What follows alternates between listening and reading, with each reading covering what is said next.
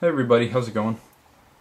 I just wanted to take a few minutes of your time to show you the differences between a large non-inlaid Sebenza and a small inlaid Sebenza. I was recently talking to another YouTuber here, and I thought of just showing the differences between these two. And everywhere on YouTube you see differences between the large and the small, but never a small inlaid versus a large inlaid. And there are subtle differences. So in thickness, you can tell that the inlays, the small inlaid is the equivalent in thickness to a large non-inlaid. Let me see if I can set these on a block here. So as you can see, they're pretty much the equivalent in thickness. If you can see the Micarta still sticking up back there. So, equivalent in thickness when you're talking about the inlays. Otherwise, they are noticeably thinner. So, titanium on the large is significantly thicker, very comfortable, great knife. And I did have the pleasure of having a non-inlaid small Sebenza in my hand, and to tell you guys the truth, I really don't like it. I really preferred the inlays, and the more I held the non-inlaid, the more I was happy that I actually went with them, because these offer such a good feeling in the hand. I really like comfortable knives. Paramilitary 2, great comfortable knife. The 940 is a very comfortable knife. I really like long, slender handles. Delica, comfortable knife. Good grips. So, the inlays really offer something. They kind of round the surface a little bit more, so your fingers aren't resting on right on the edge of the handle where it's beveled.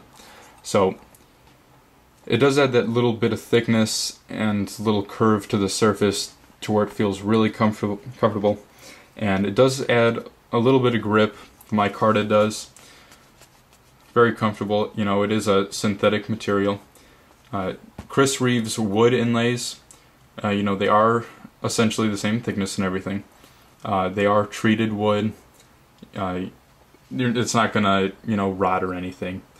So, the wood may show scratches a little bit more. The handles are polished. That might show a few scratches.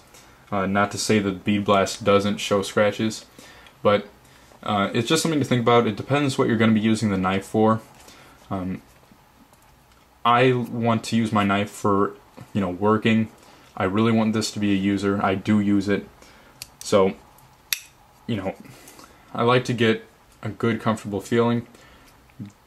I went with the Micarta because it is meant to be a work knife. The bead blast not going to get scratched up. Silver thumb lug, it's not going to show wear as a blue anodized lug will. Still a regular stone wash.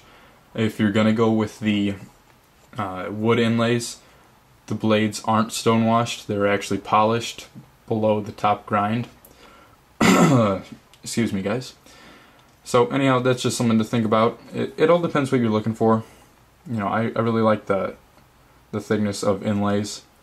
I really think it adds an extra something when you're going with a small. So large, I really don't think needs it. It feels really good in hand. So feels really good, very comfortable knife. The large isn't actually too large. It's just the right amount of size. It's pretty much the equivalent to a paramilitary 2. And the small isn't too small. It's a very nice gentleman's type knife. You can do some fine detail work with this. Not to say that you can't with the large, but just thought I'd show that to you guys.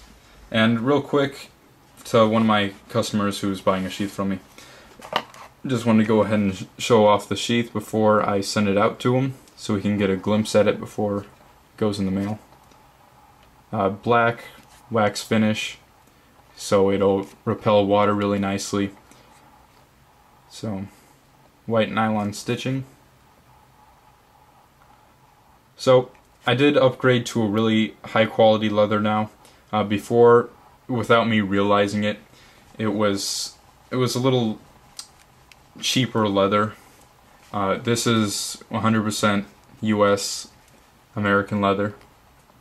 So, just thought I'd show that off to you guys. I'm really liking the new method for the little groove at the top, you know, versus my old method of just embossing it. So wetting the leather and making a mold more pronounced, and it won't wear away or anything. So just thought I'd show that off real quick.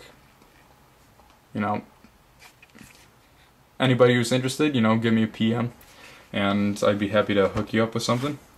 So I'm gonna be shipping that out. But anyhow, just wanted to go ahead and talk about these two things.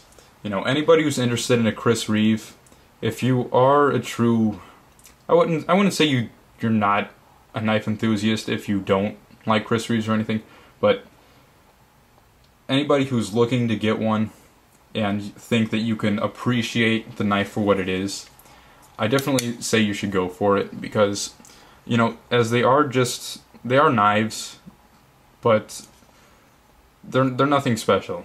They cut things. There's just nothing that makes them, well, sorry, I'm just kind of tired right now. Anyhow, they are knives. They do the same thing as, say, a $90 knife would do. Nothing different really, except for this is much more finely machined, finely tuned. That bushing in there, which is perfectly fit, so you can tighten down the pivot as hard as it'll go, and the knife will still open and close.